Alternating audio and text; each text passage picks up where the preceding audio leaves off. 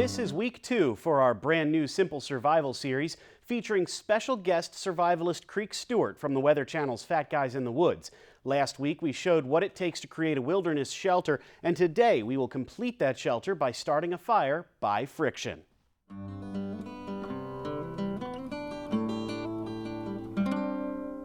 Welcome to week 2. In week 1 we looked at the primitive shelter. Now today we're going to tackle fire. Creek, why is it important to have fire? Man, fire is what separates the men from the boys in the woods. It's related to every single survival priority. Staying warm, boiling and purifying water. If you do not know how to make fire in the woods, you're in trouble. For our fire start method, we chose the bow drill. It's fairly simple to construct and uses materials that are easily found in the woods. Things like sticks, bark, and a shoelace. We almost always have cordage on our bodies if you're willing to think outside the box. First, we found a stick for the bow. About arm's length with a slight curve is perfect. Doesn't have to look pretty, just gotta work. Next, we constructed a spindle from a piece of dry plant stalk. Make it nice and smooth. That end like a hot dog, this end like a pencil. Using the bow drill takes patience and practice, something I currently lack.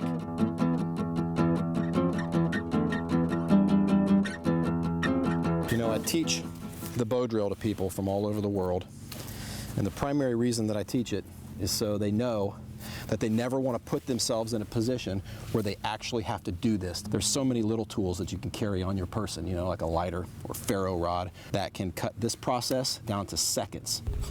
Since we don't have the option of a lighter, we need to make this work. You're doing awesome.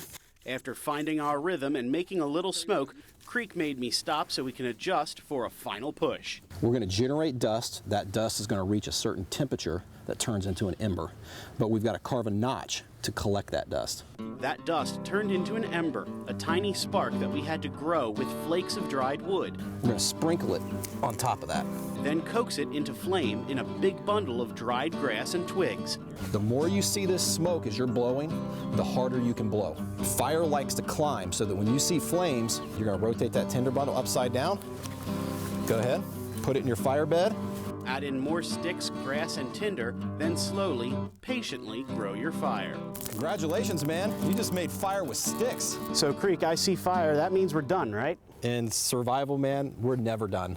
We've got shelter, we've got fire, true, but we still have to secure water and food. And until then, we can't rest. All right, well, it sounds like a good place to stop for this week at least. We'll see you next week, same time, same place. For News 11, I'm Peter Taraborelli. And don't forget, there are still 2 more weeks to go where we will learn how to find and purify water and locate food in the wild. And of course, Chad, all of this is leading up to the June 7th premiere of Fat Guys in the Woods. Yeah, 9 p.m. on the Weather Channel, which is either Blue Ridge 35 or 621 HD. And of course, you're involved, but not really the woods, more kind of like a desert atmosphere. Yeah, it was definitely Fat Guys in the desert for this one. So no woods unless you consider a cactus a tree. Right, exactly. So it'll certainly be entertaining to watch.